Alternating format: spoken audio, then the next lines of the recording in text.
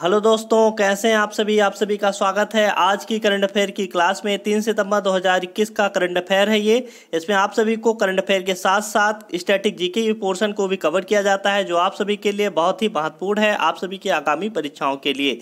इस क्लास की पीडीएफ आप सभी को हमारे टेलीग्राम चैनल पर प्राप्त हो जाएगी। तो अगर आपने अभी तक हमारे टेलीग्राम चैनल को ज्वाइन नहीं किया है तो लिंक आप सभी को डिस्क्रिप्शन में मिल जाएगी, वहाँ से आप सभी हमारे टेलीग्राम चैनल तक पहुँच सकते हैं और इस क्लास की पीडीएफ को प्राप्त कर सकते हैं। ये सेशन आप सभी के लिए सभी परीक्षाओं के लिए महत्वपूर्ण होने वाला है, तो इस वीडियो को पूरा देखें जिससे हमारे द्वारा दी जा रही प्रत्येक जानकारी आप सभी को प्राप्त हो सके। तो आज के सेशन की करेंगे शुरुआत। इससे पहले आप सभी को बताना चाहेंगे, अगर आपने अभी तक हमारे YouTube channel study with Tiwari ji को सब्सक्राइब नहीं किया है तो इसे आज ही सब्सक्राइब कर लीजिए। साथ ही साथ अगर आपको हमारा वीडियो पसंद आता है तो इसे लाइक और शेयर जरूर कीजिए। आज का आप सभी का 3 सितंबर 2021 का करंट अफेयर है। तो पहले क्वेश्चन की तरफ मूव करेंगे। पहला क्वेश्चन आप सभी का है, पूछा गया, बताइए हाल ही में किस न्यूरो सर्जन को प्रतिष्ठित AANS पुरस्कार से सम्मानित किया गया है। 4 ऑप्शन आप सभी के सामने है, doctor Basant Kumar, doctor B Shanta, doctor Harshvardhan और इनमें से कोई नहीं।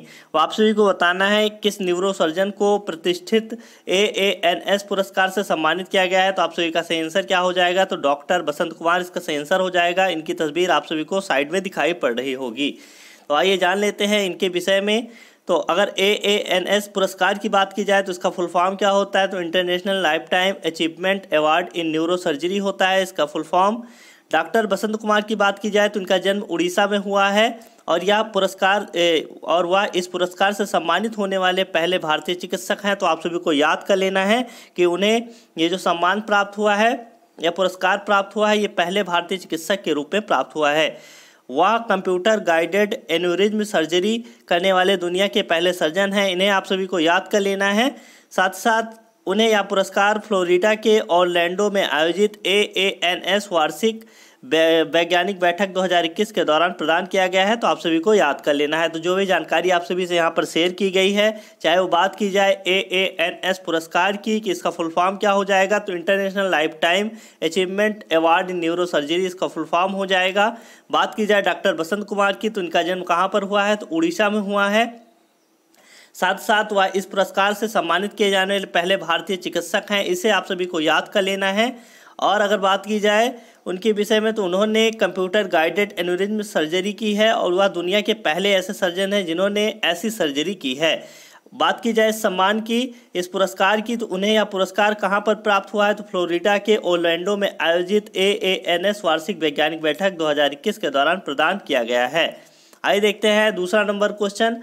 पूछा गया, बताइए हाल ही में किस भारतीय राज्य में वित्त मंत्री निर्मला सीतारमण द्वारा माई पैड माई राइट परियोजना का उद्घाटन किया गया है। 4 ऑप्शन आप सभी के सामने हैं, कर्नाटक, तमिलनाडु, त्रिपुरा और मिजोरम। आप सभी को बताना है इसका सही आंसर क्या हो जाएगा। किस भारतीय राज्य में ये वित्त मंत्री आप सभी को दिखाई पड़ रही होंगी, निर्मला सीतारमण है। पूछा गया है इन्होंने किस भारतीय राज्य में माई पैड माई राइट परियोजना का उद्घाटन किया है। तो आप सभी का इसका सही आंसर क्या हो जाएगा, तो त्रिपुरा इसका सही आंसर हो जाएगा। तो आप सभी को त्रिपुरा को मार्क कर लेना है। ये तस्वीर आप सभी को त्रिपुरा की दिखाई पड़ रही है। यहाँ पर इन्होंने माई पैड माई राइट परियोजना का उद्घाटन किया है। महत्वपूर्ण बिंदुओं पर नजर डालते हैं तो नाबार्ड और नैब फाउंडेशन द्वारा शुरू की गई इस परियोजना को वित्त मंत्री निर्मला सीतारमण द्वारा गोमती जिले के किल्ला गांव में उद्घाटित किया गया है। तो आप सभी को याद कर लेना है कहां पर, तो गोमती जिले के किल्ला गांव में उद्घाटित किया गया है। वहीं अगर बात की जाए इस परियोजना का उद्देश्य तो क्या है, तो अनुदान, वेतन सहायता और पूंजीगत उपकरणों के माध्यम से आजीविका और मासिक धर्म स्वच्छता को ग्रामीण महिलाओं के करीब लाना है। तो इस परियोजना का ये उद्देश्य हो जाएगा। इसके अलावा वित्त मंत्री द्वारा Tripura state cooperative bank limited की मोबाइल ATM वैन को भी शुरू किया गया है। तो आप सभी को याद कर लेना है तो इसका उद्देश्य क्या था। साथ ही साथ इस परियोजना को किसके द्वारा शुरू किया गया है, तो नाबार्ड और नैब फाउंडेशन द्वारा इसे शुरू किया गया है। और इसे उद्घाटित किसके द्वारा किया गया है, तो वित्त मंत्री निर्मला सीतारमण द्वारा किया गया है। अगर पूछा जाएगा कहाँ पर किया गया है, तो गोमती जिले के किल्ला गाँव में उद्घाटित किया गया है। और गोमती जिला है कहाँ पर, किस राज्य में स्थित है, त्रिपुरा राज्य में स्थित है। आप सभी को याद कर लेना है। आइए देखते हैं त्रिपुरा के विषय में कुछ जानकारी आप सभी से शेयर की गई है। त्रिपुरा की राजधानी अगर आप सभी से पूछा जाता है तो राजधानी हो जाएगी अगरतला। अगर राज्यपाल की बात की जाती है तो सत्यदेव नारायण आर्य हो जाएंगे। यहाँ के मुख्यमंत्री हैं बिप्लब कुमार देव। सीमावर्ती राज्यों की बात की जाए तो त्रिपुरा की सीमा मिजोरम और असम के साथ टच होती है। वहीं बात की जाए देश की, किस देश के साथ इसकी सीमा टच होती है, तो बांग्लादेश से इसकी सीमा टच होती है। आप सभी के पेपर में पूछा जाता है कि कौन सा एकमात्र भारतीय राज्य है जो 3 ओर से बांग्लादेश से घिरा है, तो आप सभी का सही आंसर क्या हो जाएगा? त्रिपुरा इसका सही आंसर हो जाएगा। आइए देखते हैं तीसरा नंबर क्वेश्चन। पूछा गया था, बताइए हाल ही में किस राज्य सरकार ने युवाओं के लिए मेरा काम मेरा मान योजना शुरू की है? 4 ऑप्शन आप सभी के सामने हैं, हरियाणा, उत्तराखंड, पंजाब और राजस्थान।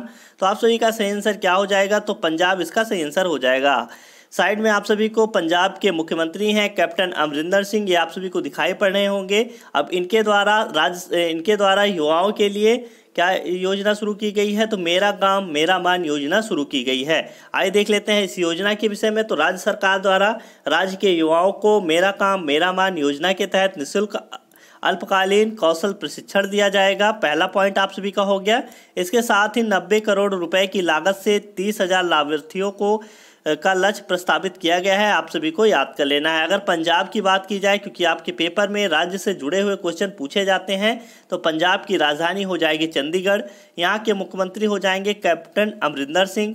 राज्यपाल की बात की जाए तो इससे पहले यहाँ के राज्यपाल थे, ये आप सभी का एक और क्वेश्चन करंट अफेयर का बन रहा था, लेकिन हमने इसी में शामिल कर लिया है। तो आप सभी को मुख्य रूप से याद कर लेना है कि यहाँ के राज्यपाल पहले थे बीपी सिंह बदनौर। क्या नाम था उनका? बीपी सिंह बदनौर था। हाल ही में अब उनकी जगह पर किसे यहाँ का राज्यपाल नियुक्त किया गया है? तो बनवारी लाल पुरोहित को अतिरिक्त प्रभार दिया गया है, जो कि तमिलनाडु के राज्यपाल हैं। तो आप सभी को याद कर लेना है, तमिलनाडु के राज्यपाल बनवारी लाल पुरोहित को कहाँ का? तो पंजाब का, साथ ही साथ पंजाब के राज्यपाल और चंडीगढ़ के प्रशासक का अतिरिक्त प्रभार दिया गया है। तो आप सभी को याद कर लेना है, आप सभी के लिए इंपॉर्टेंट क्वेश्चन है।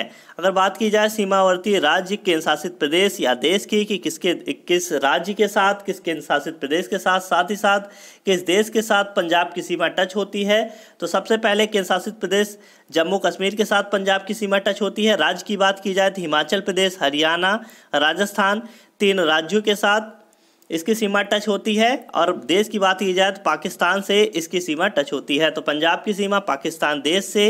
राज्य की बात की जाए तो हिमाचल प्रदेश, हरियाणा और राजस्थान से टच होती है। अगर सीमावर्ती के शासित प्रदेश की बात की जाए तो जम्मू कश्मीर इसका सही आंसर हो जाएगा। तो आप सभी को याद कर लेना है, यहाँ के राज्यपाल आप सभी के लिए मुख्य हैं, इनका नाम क्या है? तो बनवारी लाल पुरोहित, जिन्हें हाल ही में अतिरिक्त प्रभार दिया गया है यहाँ के राज्यपाल के रूप में। आइए देखते हैं next number question. Next number question पर नजर डालते हैं। पूछा गया है, बताइए चौथे नंबर क्वेश्चन में कि हाल ही में एडिडास ने अपने स्टे एंड प्ले अभियान के लिए किस खिलाड़ी को चुना है? 4 ऑप्शन आप सभी के सामने हैं, मीराबाई चानू, स्मृति मंधाना, झूलन गोस्वामी और पीवी सिंधु। आप सभी को बताना है इसका सही आंसर क्या हो जाएगा। एडिडास द्वारा स्टे एंड इन प्ले अभियान के लिए किस खिलाड़ी को चुना गया है? इसका सही आंसर आप सभी का क्या हो जाएगा? तो मीराबाई चानू इसका सही आंसर हो जाएगा। साइड में आप सभी को इनकी तस्वीर दिखाई पड़ रही होगी। अब एडिडास के विषय में आप सभी को कुछ जानकारी दी गई है। एडिडास के संस्थापक कौन है अगर आप सभी से पूछा जाता है तो आप सभी का सही आंसर क्या हो जाएगा?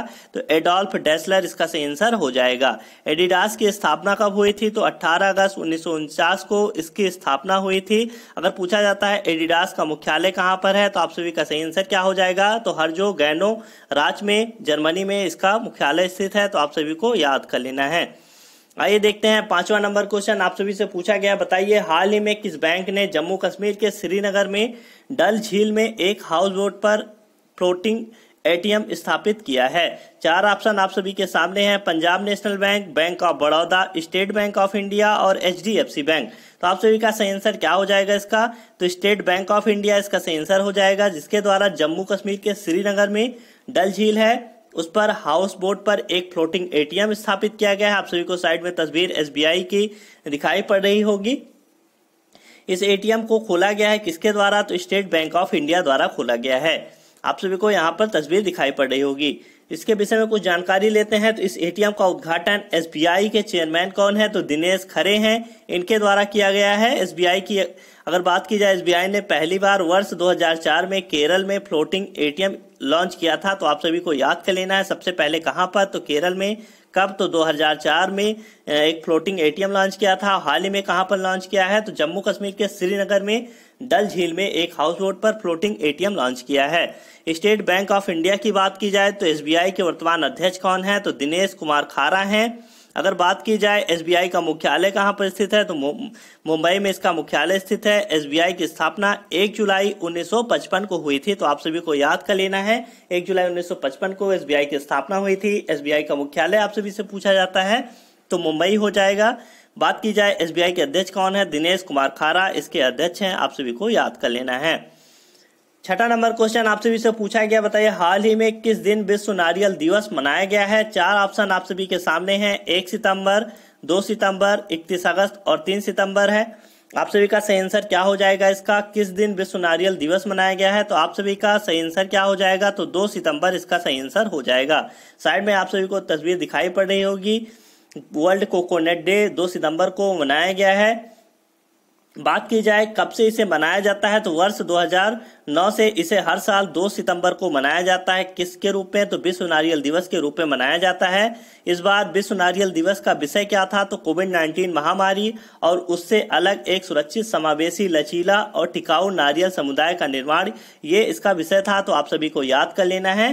तो कब, 2 सितंबर को क्या मनाया जाता है, तो विश्व नारियल दिवस मनाया जाता है, आप सभी को याद कर लेना है। 7वां नंबर क्वेश्चन आप सभी के सामने है, पूछा गया, बताइए हाल ही में सिद्धार्थ शुक्ला का निधन हो गया है, वह किस क्षेत्र से संबंधित थे। 4 ऑप्शन आप सभी के सामने हैं, खिलाड़ी, गायक, फिल्म अभिनेता और लेखक। आप सभी का सही आंसर इसका क्या हो जाएगा, तो इसका सही आंसर हो जाएगा फिल्म अभिनेता। आप सभी को साइड में दिखाई पड़ रहे होंगे, या किस क्षेत्र से संबंधित व्यक्ति थे, तो ये फिल्म अभिनेता थे। अगर बात की जाए, इन्होंने बिग बॉस 13 के विजेता रह चुके हैं, आप सभी को याद कर लेना है, बिग बॉस 13 सीजन के ये विजेता रह चुके हैं। आइए देखते हैं 8वां नंबर क्वेश्चन पूछा गया, बताए हाल ही में किस राज्य सरकार ने राजीव गांधी ओरंग राष्ट्रीय उद्यान का नाम बदलकर ओरंग राष्ट्रीय उद्यान करने का निर्णय लिया है। साइड में आप सभी को तस्वीर दिखाई पड़ रही होगी राजीव गांधी ओरंग नेशनल पार्क की। अब ये कहां पर स्थित है, असम, त्रिपुरा, मेघालय और सिक्किम। 4 ऑप्शन आप सभी के सामने हैं, तो आप सभी का सही आंसर क्या हो जाएगा, तो असम इसका सही आंसर हो जाएगा। अब असम राज्य सरकार ने राजीव गांधी ओरंग राष्ट्रीय उद्यान का नाम बदलकर ओरंग राष्ट्रीय उद्यान करने का निर्णय लिया है, यानी कि राजीव गांधी शब्द वहां से हटा दिया जाएगा और सिर्फ ओरंग राष्ट्रीय उद्यान यहाँ पर इम्प्लीमेंट किया जाएगा। तो आइए देख लेते हैं इससे जुड़े हुए कुछ पॉइंट। तो अगर बात की जाए ओरंग राष्ट्रीय उद्यान की, तो ये ब्रह्मपुत्र के उत्तरी तट पर स्थित है, जिसका क्षेत्रफल अगर बात किया जाए तो 78.80 वर्ग किलोमीटर में फैला हुआ है, और ये असम राज्य का सबसे पुराना वन अभयारण्य है। तो आप सभी को याद कर लेना है, सबसे पुराना वन अभयारण्य है। इसका क्षेत्रफल कितना है, तो 78.80 वर्ग किलोमीटर है, और कहाँ पर है, तो ब्रह्मपुत्र के उत्तरी तट में स्थित है। किस राज्य में है, तो आप सभी को हमने बताया है कहाँ पर स्थित है, तो ये असम राज्य में स्थित है।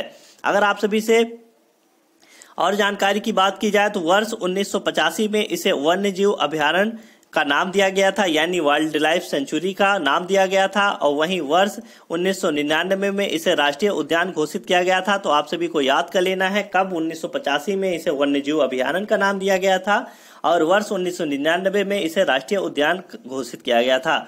ओरंग नाम क्यों हटाया गया है, तो ओरंग नाम आदिवासी और चाय जनजाति समुदाय की भावनाओं से जुड़ा हुआ है। इसी कारण क्या किया है, तो असम सरकार ने ओरंग नेशनल पार्क का नाम बदलकर यहाँ पर क्या किया है, तो राजीव गांधी ओरंग नेशनल पार्क का नाम बदलकर ओरंग नेशनल पार्क करने का निर्णय लिया है, यानी कि पूर्व प्रधानमंत्री राजीव गांधी का नाम हटाने का फैसला लिया है, अगर सीधी बात की जाए तो आप सभी को याद कर लेना है, इसका सही आंसर असम हो जाएगा। आइए देखते हैं असम के विषय में कुछ जानकारी आप सभी से शेयर की गई है। अगर असम की राजधानी की बात की जाए तो दिसपुर इसकी राजधानी हो जाएगी। असम के वर्तमान मुख्यमंत्री कौन है, तो हेमंत बिस्वा शर्मा वर्तमान में मुख्यमंत्री हैं। राज्यपाल जगदीश मुखी हो जाएंगे।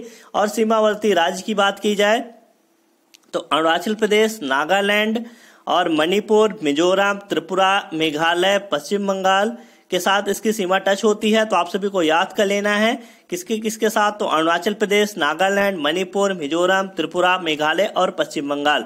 तो ये कितने राज्यों के साथ इसकी सीमा टच होती है, तो आप सभी को याद कर लेना है। टोटल 7 राज्य हो जाते हैं। कितने, तो 7 राज्यों के साथ और 2 देशों के साथ, भूटान और बांग्लादेश के साथ इसकी सीमा टच होती है। तो आप सभी को याद कर लेना है, आप सभी के लिए इंपॉर्टेंट पॉइंट है। तो 7 राज्यों के साथ और 2 देशों के साथ असम की सीमा टच होती है। असम की राजधानी दिसपुर है। असम के मुख्यमंत्री हेमंत बिस्वा शर्मा है। असम के राज्यपाल जगदीश मुखी हो जाएंगे। आइए देखते हैं 9वां नंबर क्वेश्चन पूछा गया। बताइए हाल ही में किसे राज्यसभा का नया महासचिव नियुक्त किया गया है। आप सभी के सामने 4 ऑप्शन है। अधीर रंजन चौधरी, मल्लिकार्जुन खड़गे, डॉक्टर PK रामाचार्युलू और चौथा ऑप्शन है उत्पल कुमार सिंह। अब आप सभी को बताना है इसका सही आंसर क्या हो जाएगा। किसे राज्यसभा का नया महासचिव नियुक्त किया गया है, तो आप सभी का सही आंसर क्या हो जाएगा, तो डॉक्टर PK रामाचार्युलू इसका सही आंसर हो जाएगा। मल्लिकार्जुन खड़गे की बात की जाए तो ये क्या है, तो वर्तमान में राज्यसभा में विपक्ष के नेता हैं। क्या है ये, तो विपक्ष के नेता हैं। राज्यसभा ये विपक्ष के नेता हो जाएंगे। आप सभी के पेपर में पूछा जाता है। तो विपक्ष के नेता कौन हो जाएंगे, तो मल्लिकार्जुन खड़गे हो जाएंगे। अगर अधीर रंजन चौधरी की बात की जाए तो ये क्या है, तो लोक लेखा समिति के अध्यक्ष हैं। क्या है ये, तो लोक लेखा समिति के अध्यक्ष हैं। आप सभी को याद कर लेना है, लोक लेखा समिति के अध्यक्ष कौन हो जाएंगे, तो अधीर रंजन चौधरी लोक लेखा समिति के अध्यक्ष हैं। आप सभी को याद कर लेना है, आपके पेपर के लिए इंपॉर्टेंट है। आइए देखते हैं नेक्स्ट नंबर क्वेश्चन। यहाँ पर महत्वपूर्ण कुछ बिंदु दिए गए हैं, इन पर नजर डाल लेते हैं। तो उपराष्ट्रपति की अगर बात की जाए तो M वेंकैया नायडू हैं। क्या है ये, तो M वेंकैया नायडू हैं। क्या है ये, तो भारत के वर्तमान में उपराष्ट्रपति हैं। और किस नंबर के उपराष्ट्रपति हैं, आप सभी से अगर पूछा जाता है तो आप सभी का सही आंसर क्या हो जाएगा इसका, तो 13वें नंबर के उपराष्ट्रपति हैं। 13वें नंबर के उपराष्ट्रपति हो जाएंगे। इन्होंने डॉक्टर परसाराम पट्टाभी केशव रामाचार्युलू को राज्यसभा का नया महासचिव नियुक्त किया है। तो किसके द्वारा इन्हें नियुक्त किया गया है, तो M वेंकैया नायडू, जो कि आप सभी के वर्तमान में 13वें उपराष्ट्रपति हैं। अगर इनकी बात की जाए तो इन्होंने देश दीपक वर्मा का स्थान लिया है, जो कि इससे पहले महासचिव थे इस पद पर। अगर बात की जाए तो वह उच्च सदन के पहले कर्मचारी थे जो महासचिव के पद पर पहुंचे हैं। और अगर राज्यसभा की बात की जाए तो राज्यसभा संसद का उच्च सदन है। संसद के कितने सदन हैं, तो 2 सदन है, एक लोकसभा एक राज्यसभा। तो राज्यसभा संसद का उच्च सदन हो जाएगा, जो कभी विघटित नहीं होता है। आप सभी के लिए इंपॉर्टेंट पॉइंट है। अगर आप सभी के पेपर पूछा जाता है राज्यसभा के सदस्यों का कार्यकाल कितने वर्ष होता है, तो आप सभी का सही आंसर क्या हो जाएगा, तो 6 वर्ष होता है। आप सभी को याद कर लेना है। अगर आप सभी से पूछा जाएगा कि राज्यसभा का कार्यकाल कितना होता है, तो आप सभी का इसका सही आंसर हो जाएगा इनमें से कोई नहीं, यानी कि इसका कोई कार्यकाल नहीं होता या कभी विघटित नहीं होती है। और ध्यान देने वाली बात यह है, अगर आप सभी से पूछा जाएगा कि राज्यसभा के सदस्यों का कार्यकाल कितने वर्ष होता है, तो आप सभी का सही आंसर क्या हो जाएगा, तो 6 वर्ष इसका सही आंसर हो जाएगा। 10वां नंबर क्वेश्चन आप सभी से पूछा गया। बताइए हाल ही में किसे केंद्रीय प्रत्यक्ष कर बोर्ड का अध्यक्ष नियुक्त किया गया है। अजय त्यागी, सुबोध कुमार जायसवाल, सौरभ गर्ग और JB महापात्रा। आप सभी को बताना है इसका सही आंसर क्या हो जाएगा, तो इसका सही आंसर हो जाएगा JB महापात्रा, जिन्हें केंद्रीय प्रत्यक्ष कर बोर्ड का अध्यक्ष नियुक्त किया गया है। साइड में आप सभी को इनकी तस्वीर दिखाई पड़ रही होगी। अगर बात की जाए सौरभ गर्ग की, तो ये किसके हैं, तो ये आधार के यानी कि UIDAI के क्या है ये, तो वर्तमान में CEO हैं।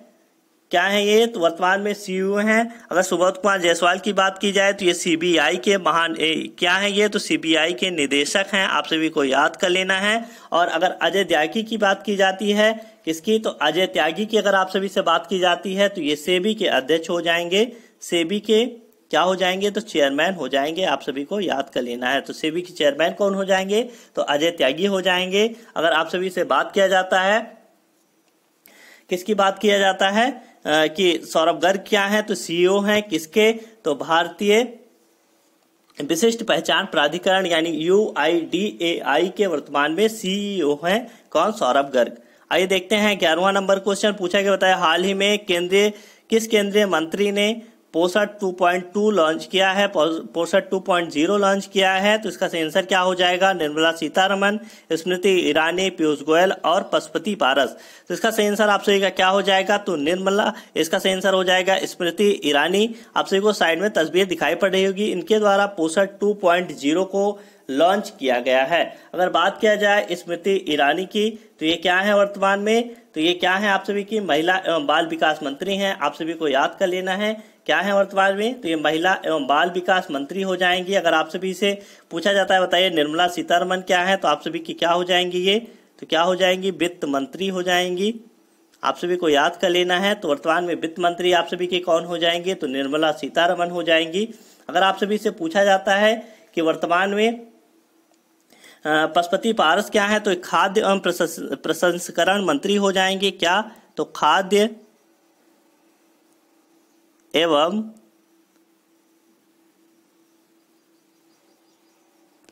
प्रसंस्करण मंत्री हो जाएंगे। क्या नाम है इनका, क्या नाम है इनका, खाद्य एवं प्रसंस्करण मंत्री कौन हो जाएगा, तो पशुपति पारस हो जाएंगे। आप सभी को याद कर लेना है। इससे जुड़े हुए कुछ महत्वपूर्ण बिंदु आप सभी को दिए गए हैं। स्मृति ईरानी जो कि महिला एवं बाल विकास मंत्री हैं, इन्होंने गंभीर रूप से कुपोषित बच्चों की सुरक्षा हेतु 1 सितंबर से शुरू हो रहे पोषण माह के दौरान पोषण 2.0 का उद्घाटन किया है। तो आप सभी को याद कर लेना है कब से, तो 1 सितंबर से। क्या है ये, तो महिला एवं बाल विकास मंत्री हैं। इनका नाम क्या है, तो स्मृति ईरानी हैं। इन्होंने देश के सभी आकांक्षी जिलों से पोषण वाटिका स्थापित करने का आग्रह किया है।